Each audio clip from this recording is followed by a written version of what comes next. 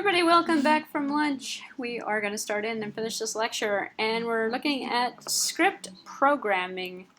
Not too difficult, but just a continuation of what I was talking about this morning, and giving you a few more options in terms of being able to utilize commands inside of scripts. So, executing a C shell script. We all know that we could put in at the top of the first line which shell we're going to put the script in. Now you probably understand why this is important. So at the top, you can put in a £, exclamation point, and put in bin C shell, C-S-H, C-S-H, I did say that right. So that if the user is in bash, your script might contain C shell commands that might not work in bash, and so you can specify to use this shell. So you put that in on the first line. You may need to put -F in there to switch off the default initial execution of the SCHRC scripts, so you can turn off scripts and things. What does that mean? As I mentioned before, right before lunch, in the scripts that are created for the log in, the log out, and for opening up a shell. When you open up a shell, there's a script that can run. That's this script. That's the CSHRC. That runs automatically when the shell is created. You can put a -F in there and turn off that script so that script doesn't run, because you're going to create a file, you're going to give it executable format, or executable mode. When the user runs it, it's going to open up this other shell, because who knows what shell they're going to be in. We want to make sure the commands work. We're going to specify which shell to run it in, suppress the whatever else is going to run, and just run our program. And then come back to our original shell. When we're all done, we're going to exit back out. So it makes it for a more streamlined execution. So, or you can execute a SCH script, which means write the script in anything. Just leave out the line on the top and just write the script with anything in it. And then run the script in whatever shell you want. This is very classic when you download the source code compilations for Perl and stuff. And I'm going to talk about Perl next, but that's the next lecture, I think. But anyway, long story short, you can type in the name of the shell, then a space, and then the script name, and then designate which shell to run it in. So it'll run it in that shell. Or make it your default shell if you're going to do it that way. But who knows, if you give the script to somebody, who knows what shell they'll be using.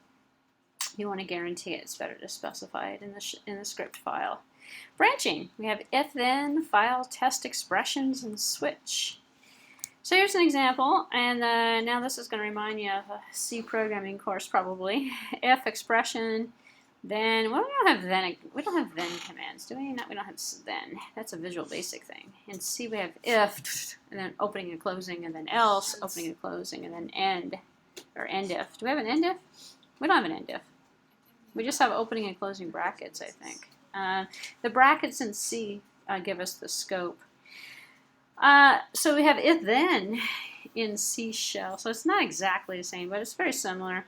The expression is going to go to a Boolean, a true or a false. So if true, then do some commands, end if.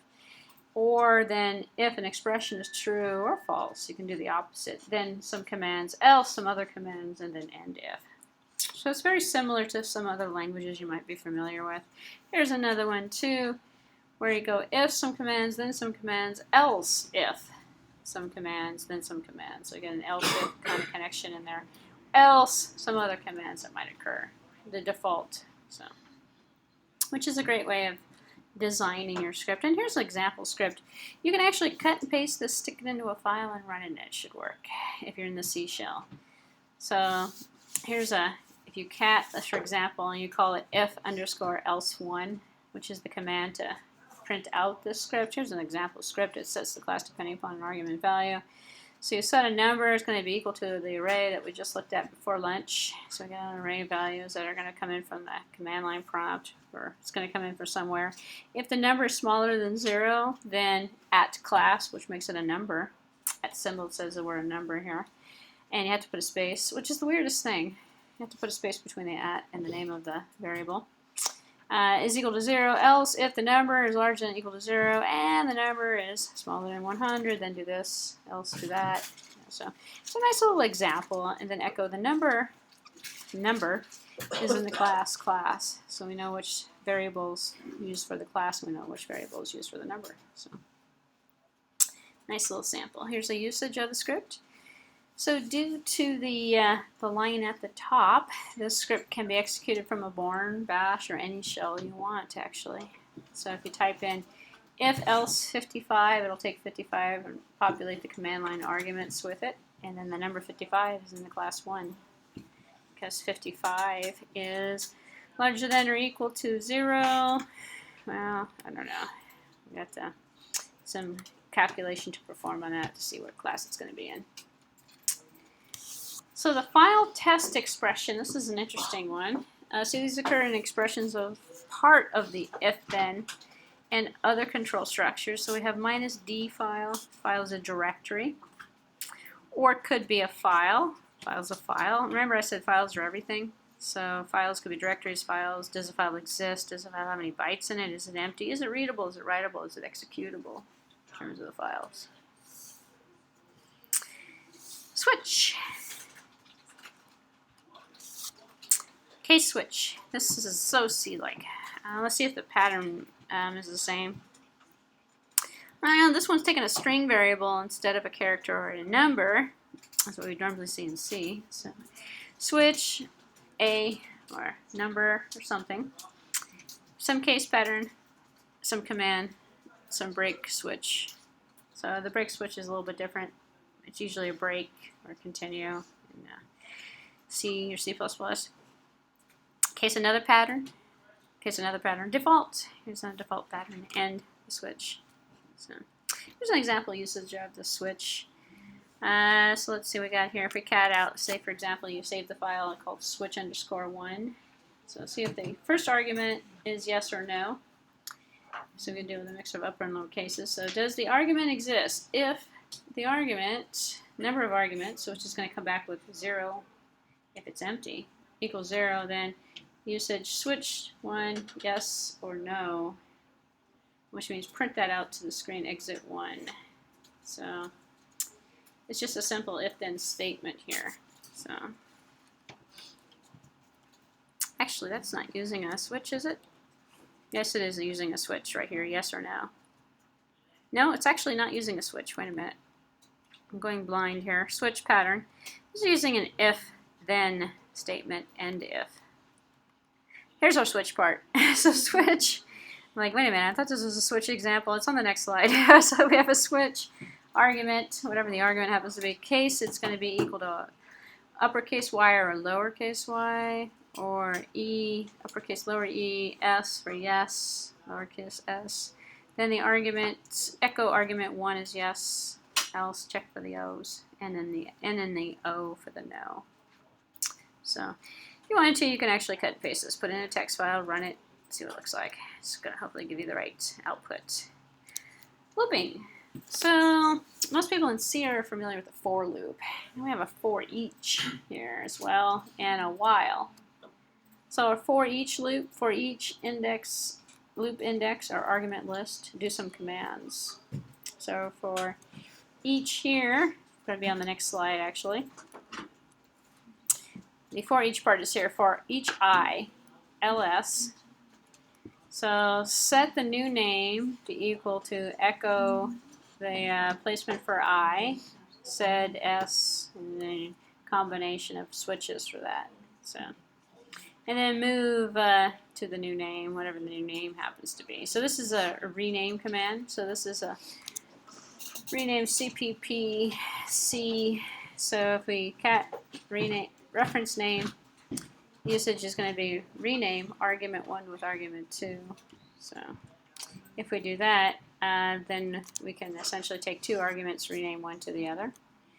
And very dangerous, the text in I that matches first element is changed to the second element. So you're going to be able to rename one element to another element. Probably kind of dangerous. You haven't done any error checking in there to see if it's something that you should rename. Here's another example. We got foo6, A, B, and C. So it assigns up to 6 command line arguments to the buffer. So it executes out set a buffer to, and then this is a combination of some of the stuff from the previous lecture showing you the array elements. So the buffer is going to be 1, 2, 3, 4, 5, 6 spaces. The number variable count is going to be equal to 1. Then if the argument's larger than 6, then you put in too many. It's going to tell you to put in 6 arguments. And then for each argument that's in there, set the buffer count to equal the argument, put them into a buffer, and then increment the count, doing a count plus plus. And then echo there are blank arguments or foo, and then print out the arguments. So very dangerous again because you're counting up arguments. I don't know if you're changing arguments here. Let's see what you're doing here. 6. Are you running the current rename? New name you're setting? No? Why would this one be considered dangerous? Let's see. Well, you're running another script on the buffer, on the arguments. So the idea here is to get a feel for the for each, and then you just list the variable that you're going to do for each for. And the variable here happens to be an array of arguments. If you're just doing it on one, there's no for each. You just might as well just do it on one. But the for each works with a collection or an array of elements, and you just give it the array name. And it goes through each one of the array elements. Here's the while format. For the while is a while with an expression, commands end. So here's an example. Sum the numbers between 1 and the value entered in. So we're going to have a number limit. That's going to be the variable number 1, which is going to be like whatever number you put in there. So if it says while 1, sum of everything 5. So 0 to 5 or 1 to 5, depending upon how much. 0 to 5, because we're going to start the index with 1, so 1 to 5. Sum's going to be equal to 0. Then while the index is smaller than or equal to the limit, and limit was the number you typed in at the command line, then sum's going to be equal to sum plus the index, so add everything up. And then index plus plus, and then echo out the sum. It's not a bad little script. Recursion, we can do recursive techniques in here as well. So script cppc visits every directory below that once applied as its arguments and renames the files ending with cpp to an ending of c. So recursively start at the root directory, or whatever directory you start at, go through each one of the directories. This is what the script's going to do.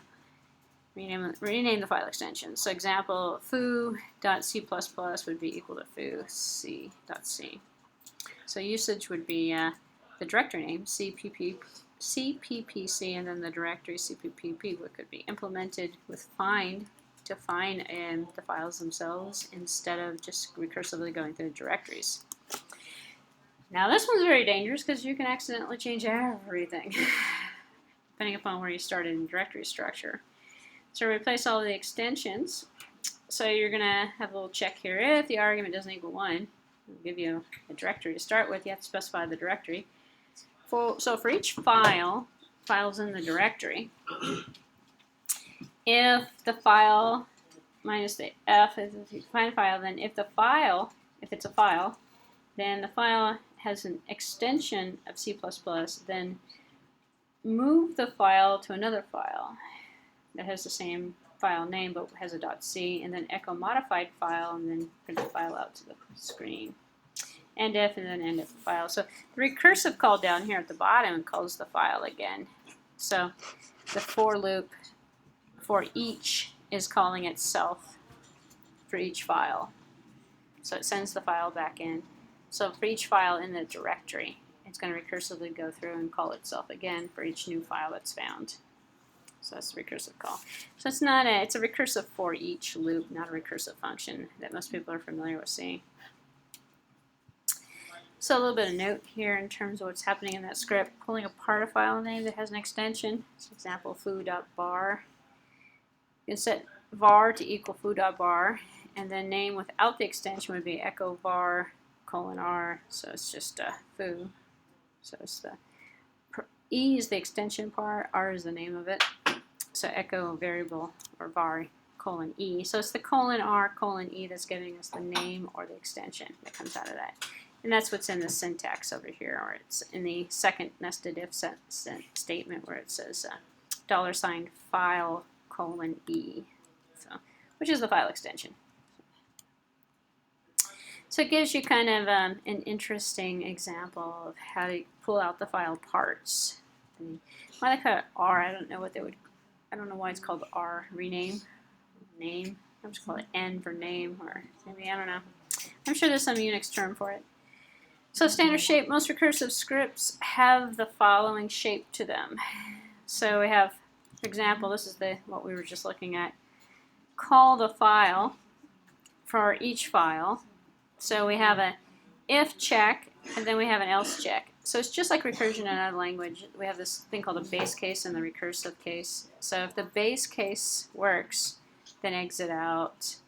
If not, use the recursive case. So if one doesn't happen, we go to the other one, and then the other one's going to bring us back to the function again or to the loop again. And then we're going to do another check. And then eventually we're going to end, hopefully. So you want to, just like recursion in other languages, if it's a loop, if it's a function, or if it's something, you want to have the two checks, the base case and the recursive case. Otherwise, you're going to have a recursive function that never ends. What do you get with that? You're not going to have a problem because you're not filling up a runtime stack in Unix. Instead, what's going to happen is you're going to have a script that never ends. It keeps going over and over and over and over and over and over and over again because there's no files left, but it's still recursively searching the directories for more files because you didn't have it stop. So if it ended, then it wouldn't be going through. So title words in web files is an example.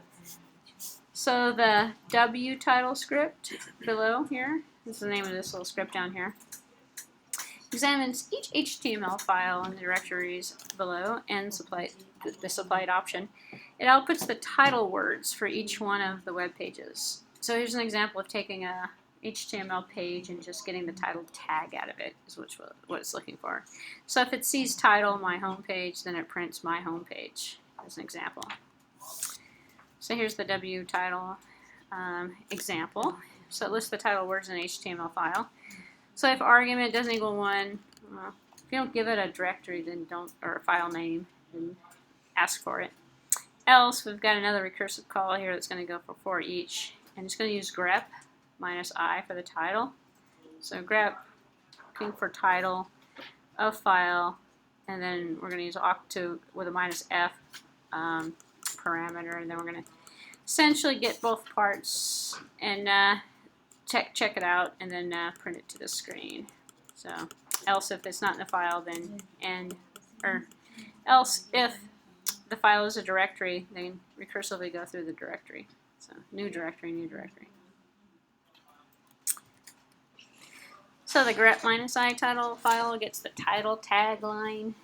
So here's some examples if you're still struggling with these commands. Although I didn't ask you awk or grep commands on the final, by the way.